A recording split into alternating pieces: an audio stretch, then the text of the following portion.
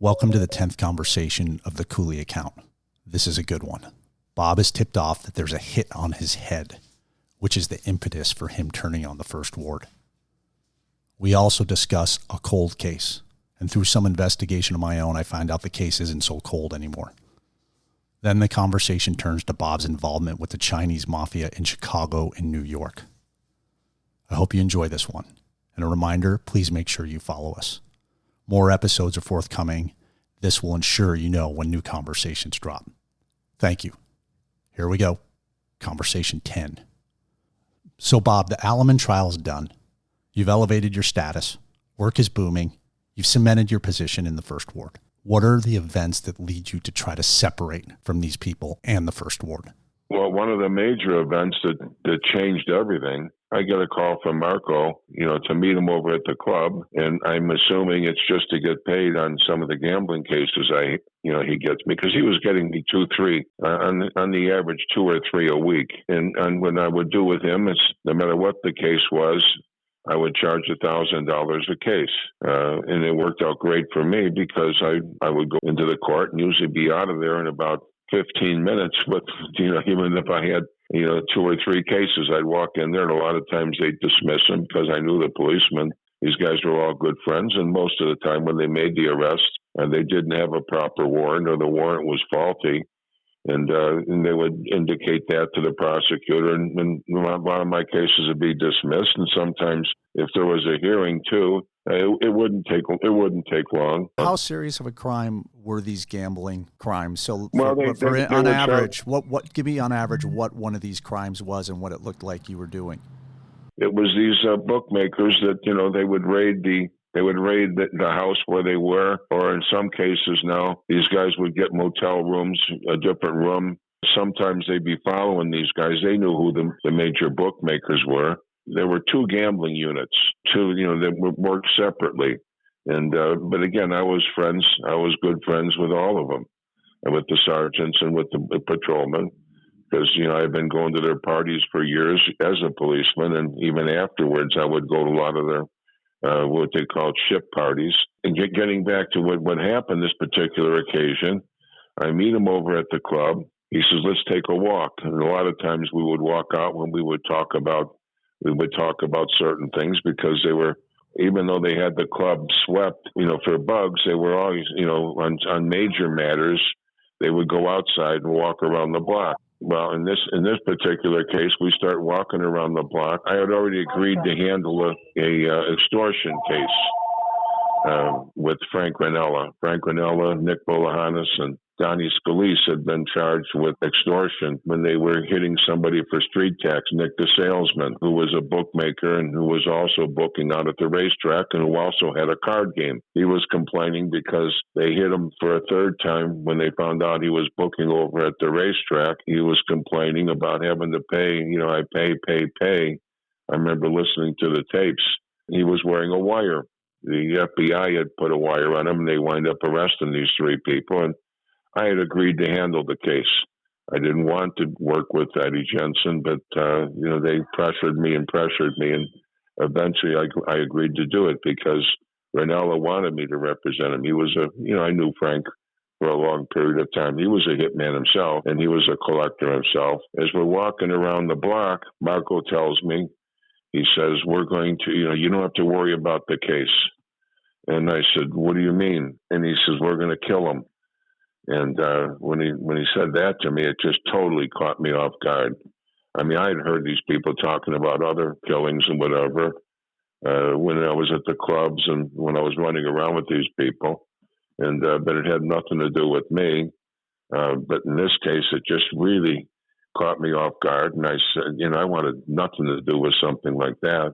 I said to him, Mark, there's no need to, because I said, in fact, it makes it more difficult. I said, if you kill him, if he doesn't show up in court, they can use his grand jury testimony in the trial, and I won't get a chance to cross-examine him. And he got very angry with me, and for the first time ever, don't ever tell us what to do.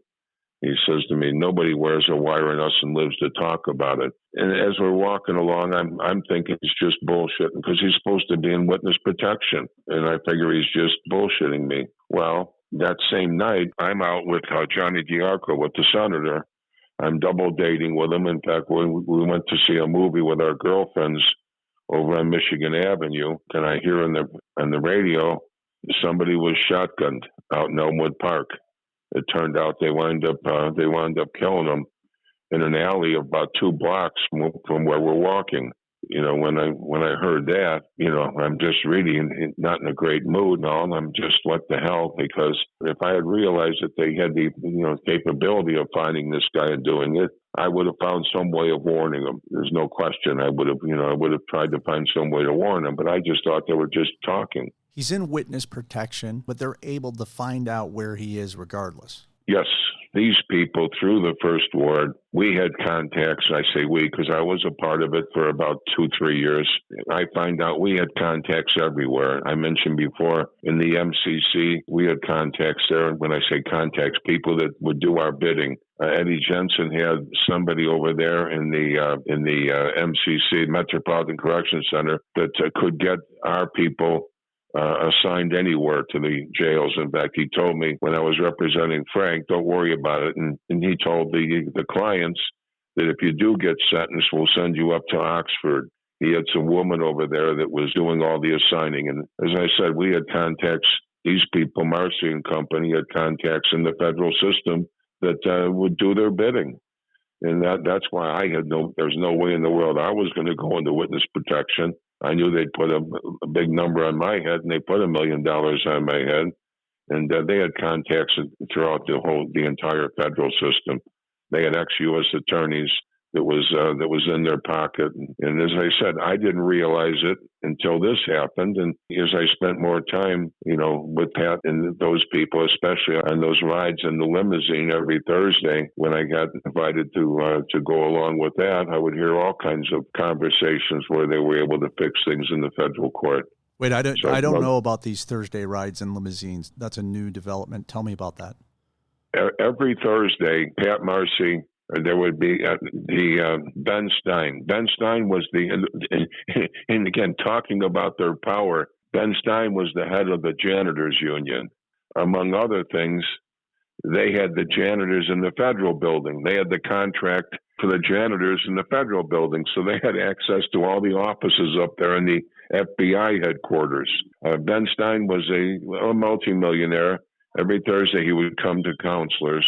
He'd park the limousine out in front, and he'd come in there and he'd meet with Pat and with Dominic Sinise, head of the Teamsters, and with, other prominent people, not just, in Chicago, different people, celebrities and mobsters that would come in, and union people that would come in from out of town. And every Thursday, they would go out and drive around, and we would spend time first there at counselors, and then we would drive around to different restaurants around the city. After I fixed Terry's case, I was invited to join him, and for the next almost 2 years, I would join up with him, and I would be out with him, roaming around and spending time there at counselors with all these different people that came in. They would discuss a lot of business. They'd be talking about who's going to be getting different contracts, and they would talk about, all kinds of things. These limousine rides were business and pleasure, meaning they were driving around talking business, but also going to restaurants and bars and clubs and whatnot. But it was more than just that. It wasn't a matter. What would happen is they would meet at Counselor's Row,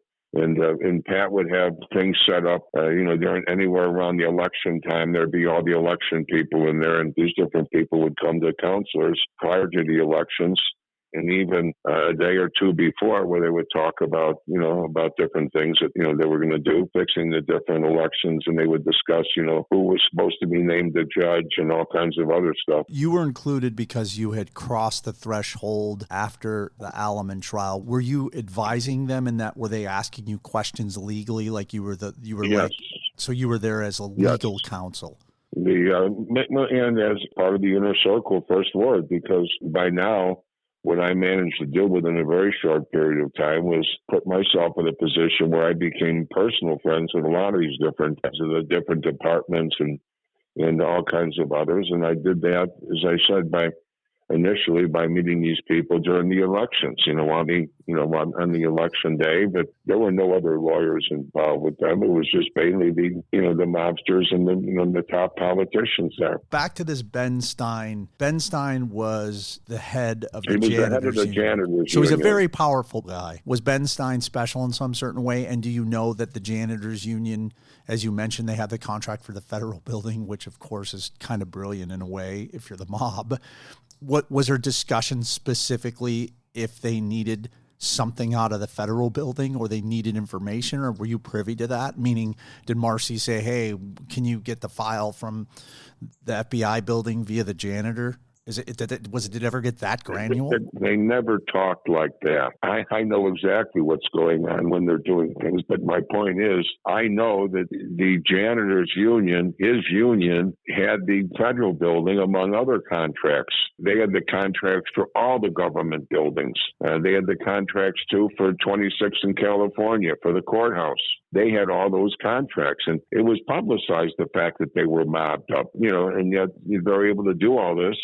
And nobody can stop it. Nobody wants to stop it because so many people are on their payroll. Was Ben Stein a businessman that had to do business with the Marcys of the world, or was he a partner? He wasn't a partner. He took orders, same as Eddie Burke and people like that. They took orders. They did what they were told.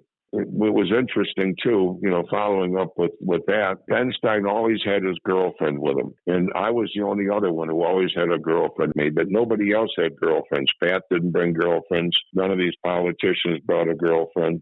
What happened was, as I say, Ben Stein had a girlfriend. I had become very friendly with her. And I became very friendly with the different chauffeurs that he had. I would always spend a little time with them and socialize with them. What happened was, after about a little over a year, the girlfriend suddenly disappears.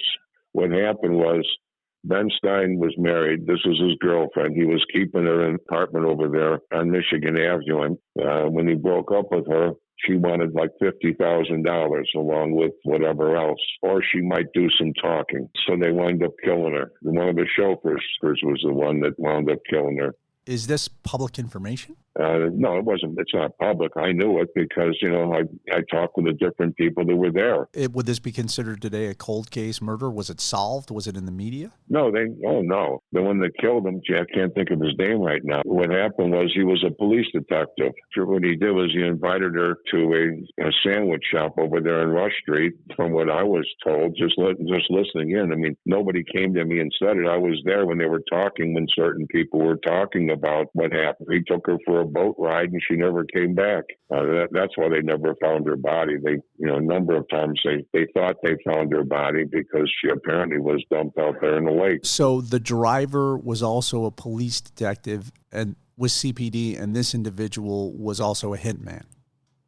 Not that he was a hitman. He did something, and he wound up taking over the whole business. He's the one to this day, is the head of the janitors union. Now he took over the whole business. He started off, like I say, a driver. He was a police sergeant, I'm pretty sure. Then they made him a sheriff. After he killed her, that's when basically he was made a partner in the business. And when Ben Stein died, he took over the whole business. And to this day, he runs it. Do you remember this individual's name? It's in my book. Yeah. And, okay. I was just talking about him about 6 months ago because, he was the one that hired the police. The ex-police chief wound up being hired by him because he's got all the major contracts, there in the not just in the city, but he's all around. They're all around the country. They've got a lot of business out there in Vegas and other areas. But as I said, he basically was made a partner and then took over the business because Ben Stein did what he was told. I mean, Ben Stein sat there almost like a puppet and just he was told, do this, you're going to do that, you're going to hire these people, But he came there because he feared these people. These people told him what time to take him, to go to the bathroom. That's how Marcy in particular was. When these people got involved with him, they did whatever they were told. I'm going to pause here and fill in the blanks about this missing person and the details, which come directly from the Cook County Sheriff's website. The woman that disappeared was Karen Lee Koppel. She was 35 years old. Today she'd be 77. And again, I'm reading directly from the Cook County Sheriff's website. Date of last contact was April 1980, April 26 to be specific. And this document was actually updated in 2017, meaning modified, it says on the website. So here's the circumstances of her disappearance. In 1980, Karen Koppel was in a relationship with Ben Stein, a 67-year-old married man known around town as, quote, the king of the janitors, unquote, and had ties to organized crime. The relationship began to sour after Koppel realized that Stein was not truly estranged from his wife and had no intention of marrying her.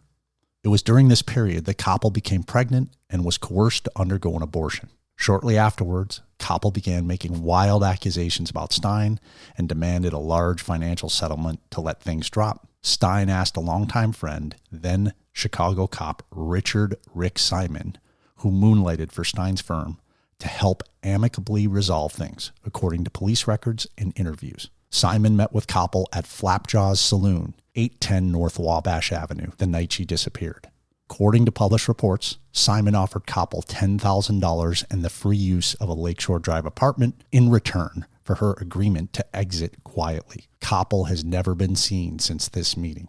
There was speculation at the time that the woman was murdered and dumped in the middle of Lake Michigan. Simon said in an interview he doesn't know what happened to Koppel, but doesn't buy that she was murdered. Rather, he suspects she's still alive with a new identity, having left Chicago because she was mentally unstable and horribly, quote, humiliated, unquote, at being spurned by Stein. So with a simple search, that's what you find online about this missing person. I also reached out to some contacts in law enforcement and found out that this is now an active case that was reopened in 2014, 2015 by a federal agency, and they have new information regarding her disappearance. That's the only details I got, that it had shifted from what would be a cold case to today, or 2014, 2015, a active and open case. So there you have the Karen Lee Koppel story as related to Ben Stein and others inside the Chicago machine. Back to our conversation. Let's go back to the path we were on earlier, which was the discussion about the trial that you were going to defend this individual. Marco comes to you and says, Bob, don't worry about it now. We're going to kill him. He's in hiding. Nothing, we were walking around the block and he paid me on these cases, but that's when he just mentioned it. He mentioned, you don't have to worry about the case because we're going to kill him. I had mentioned I was having that same night, I'm double dating with the senator, whose father is Johnny Galco Sr., who everybody thinks runs the First Ward Democratic Organization. Anyhow, the next morning, I get a call from Frank Ranella, and he said, they want to talk to me. The FBI wants to talk to me. Can you meet me? Now, where is the talk taking place? At the Elmwood Park Police Station, because it happened in Elmwood Park. We had complete control over the police department there. The police chief was over there at the club all the time. He was there once or twice a week at the club, at Marco's Club in Elmwood Park. I have to sit there with Frank, and I know exactly what happened. While they're talking to him, obviously nothing transpires from that. And again, after a short period of time, well, so be it. What's happened has happened. Nothing I can do about that. And I felt responsible, even though I had nothing to do with it. I felt responsible because, I did nothing to stop it, because I never dreamed that they could do it. This is early in my stages, with the First Ward. Looking back, do you think this was maybe the first step for you to go to the feds? Was your conscience getting to you? And was this the chipping away that started you down that path? It's not a matter of my conscience. I did what I thought was right.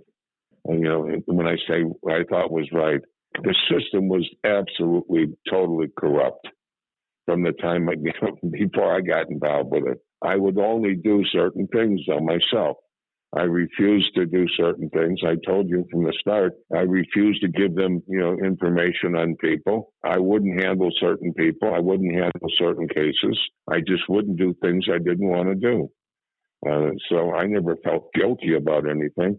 I was super careful to make sure they could never build a case on me when I was involved doing things. I know what to say. And in fact, I advised other people. That's why Marcy and the rest of them like me so much.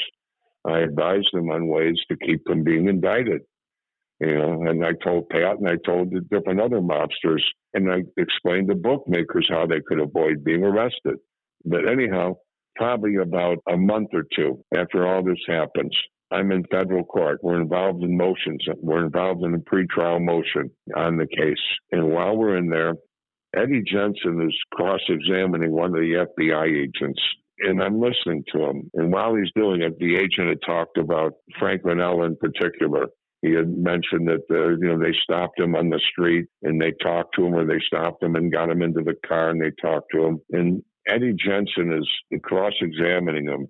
And he's asking, is this the first time you met him and whatever? Now, I don't know what's going on, but I know something is going on. When we finish up in court that day, I go back to my office and I get a call from the prosecutor, from the federal prosecutor. And he says, can you come by?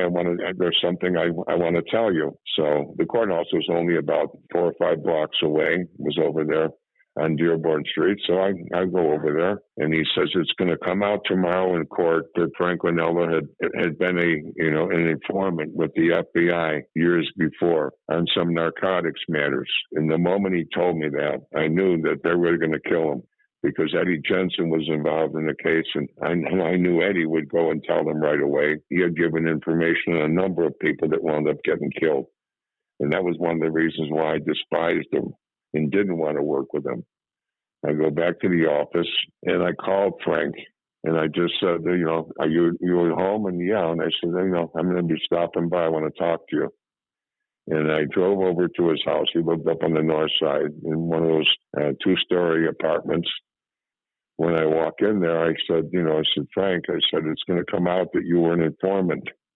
And he looks at me. He was a big guy. Frank was about 6'2", part Indian. And he looks at me and doesn't say anything. And he walks over, and he had in the living room area, they had a refrigerator there. It was in one of those old refrigerators where they had the freezer. They open the top part, and there's like a freezer compartment. And he goes over there, opens the top part of it, and in there he's got a small gun, a little 5-shot pistol. He takes that out and he says to me, Are you wearing a piece right now? And I said, no. I had just come from federal court. Normally I wore a gun all the time, but I didn't have my gun. And he had it in the plastic bag, and he takes it out, and he had the bullets separated, hands me the gun, and then he hands me the bullets, and he says, I'm getting out of here, he said. And if you're setting me up, he says, you're walking out in front of me. And he goes and he packs a couple of things in a bag, and then out the door we go. And when we walk out, he walks up, I'm in front of him. And as soon as we get out, his car was parked about maybe 20, 30 feet away. Motions me to walk over there and gets in the car, closes the door, and drives off. And here I am standing there.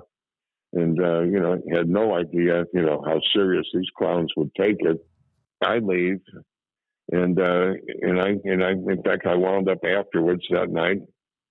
I go out to my restaurant. When I come back home, I get a call. I had 2 phones at the house. I had the regular phone, and I had a special phone I had put into the house. And it was just basically for business and for personal friends. It was a phone number that not a lot of people had, but Marco and those people had it because they would call me, and I had the contact over there at 11th and State to get people out on bond right away when they got arrested, especially like on the narcotics or on the gambling cases. If they weren't out of there by a certain time, they sat in jail overnight, and they went to 26 in California in the morning. I mean, it was a real pain in the ass situation. I get a call. He was one of the mob guys, but he was a friend of mine. I had helped him on a couple of problems, and he calls up and he just says, Bob, you've got a problem. They've got a hit on you. And then he hung up the phone. And it wasn't long after that I got another call on that phone. It was around 4:00 or so. My friend just got arrested, and we want you to go, and I want to meet with you because I want to get you some money, for the bail money. I just basically hung up on him. So now I know I got a problem. I have to go to court the next morning. I'm pretty sure the judge was Judge Layton. He was a black judge. I'm sitting there, and the seat next to me is empty, obviously. And, the judge, where's your client? I don't know, Judge. I have no idea. And he said, it hit something very strange in front of the whole courtroom. I know we're talking about a courtroom full of people. We've got the other 3 defendants. We've got the lawyers there. We've got the prosecutors. And he says to me, were you paid on your case? And I hadn't been. And I said, no. And he said, well, if you want to file a request, I'll okay it. I have no interest in any, but no judge has ever said something like that to me. Have you been paid on your case? If not, you can file and we'll pay for it. Because I left and I didn't know what to do. I just said, I'm getting out of town. I flew out to California, and I have no idea what I'm going to do. But I'm thinking, what the hell am I supposed to do? I can't practice law. I can't do anything. I said, and after about a week, I just said, I'm going to go straighten this thing out. I've got to go back and I've got to straighten it out. When I came back, I flew back to Chicago. At that time, I'm living in Newberry Plaza, and I get a hold of another friend of mine, Ronnie Kamish, and he was a big, mean-looking guy. I knew what I was going to do. Every Wednesday, these people are creatures of habit. Every Wednesday, Marco would be over at this Italian restaurant on Harlem. It was a restaurant, with out in the front, they had those big windows, completely. The window would cover the whole front part of the area. And it's right outside, you've got the curb, and then you've got the cars that are parked there. And directly in front of it, too, they had a spot that was always open because it was for deliveries or whatever. And it was a no parking area directly in front of it. So what I planned on doing was going there and confronting them. I knew that they wouldn't be having weapons in there. And I wasn't physically afraid of any of them. And I don't think any of them were looking for a physical beef with me. I told Ronnie always carried a gun too. Ronnie always did have guns with him. And I just said, I have to go and make a stop, and I'd like you to come with me. I didn't tell him what was going on, obviously. What I planned on doing was parking the car directly in front. Ronnie would be in the passenger side, so, and these people would see me when I pulled up in the car. And I was just going to go in and confront Marco, and that's what I did. I walk in there. In fact, when I walk in there, just to the left was the table where they would always be. There were like about 6 or 7 people there. The table held like 8 people. It was a big round table. And he was there with his usual crew because they would be discussing gambling business and stuff like that. And I walked in and looked at him and just motioned him, to go to to take a walk into the bathroom. And I confronted him. I just said, Mark, I said, I did what I did. I said, Frank is a personal friend of both you and me. I said he wasn't doing anything to affect you people. I said he had cooperated years ago on some narcotics matters. But I'm telling you right now, I said, I'm back in town. I said, I'm not going anywhere. If I see anybody around me, I told him I'm going to kill him. And I told him, I said, if I thought I had a problem with you, I'd kill you. I said, I did nothing wrong. I said, and I ain't taking no beating. It ain't gonna happen. He stood there and, well, you're never getting any more business from us. You had no business doing what you did. And I said, well, Mark, hey, I did what I did. I'm back. I'm not going anywhere. I said, and if I see anybody around me, I said, I'm gonna kill them. When I left, I had no idea if that would have been the end of it. I made sure when I was going anywhere, I'd be in the expressway and I'd make it a point to suddenly slip over to the right and jump off, and I would make U-turns and do all kinds. This went on probably for about maybe 2-3 weeks. And I planned at that time too. That's when I planned to break away from these people and my relationship, with the First Ward. What happened with Frank? He left town, and about a year later, they arrested him, card room in California. They arrested him and they brought him back, and he wound up pleading guilty and getting a short sentence, and that was the end of it. He's dead now. He died. I never saw him again, and he was never around the clubs, and he was never in the gambling operations. He came back and and just lived his life out. When Marco wanted to kill you, did he have to go talk to John Sr. or Pat Marcy, or that's just a unilateral decision that he made? I had heard these rumors. I had heard over the years where you couldn't kill anybody unless you got permission and all the rest of that. I had heard that for years. I don't know if that's true or not. I believed that at that time. And that was why I was furious, because I had done all these things for Marcy. And I had done nothing but good for all these people. And I had done nothing wrong here, and they were going to kill me. But they were going to kill me, I find out, as an example. In fact, when I was told by the same person that, had called me and warned me, he said they were going to make an example out of you for the other lawyers, because the other lawyers were doing it, and they wanted to make sure that they continued to do it. That was why they were going to kill me, as an example to the others, that you don't. Because Marco had told me one time when I had the first, it was a burglary case in the federal court. They wanted me to tell them who the informants were on the gambling cases, and I told them I would not. And, then we won't give you the business. And I said, I don't want the business then. But they still gave me the business because, Marco was making money off me. I find out Marco's charging $2,500 when he's giving me $100.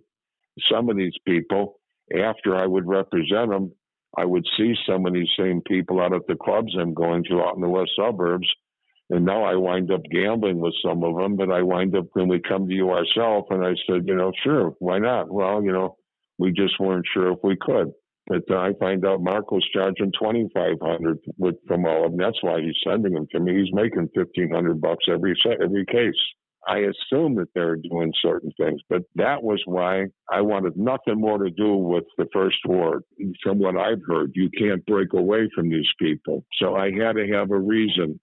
So what I did, I had become very, very close with, John DiArco Sr. In fact, when I would go to Florida, I'd wind up staying at his house. He had 2 homes right there in Hollywood, Florida. My rule was that we don't charge any of these ward people. We don't charge them for their criminal cases because they'll send us other business. But I build up a relationship with these people that way myself. And there was one bookmaker, Nicky, who was also connected with the first ward. And Pat DeLeo brings the case to me.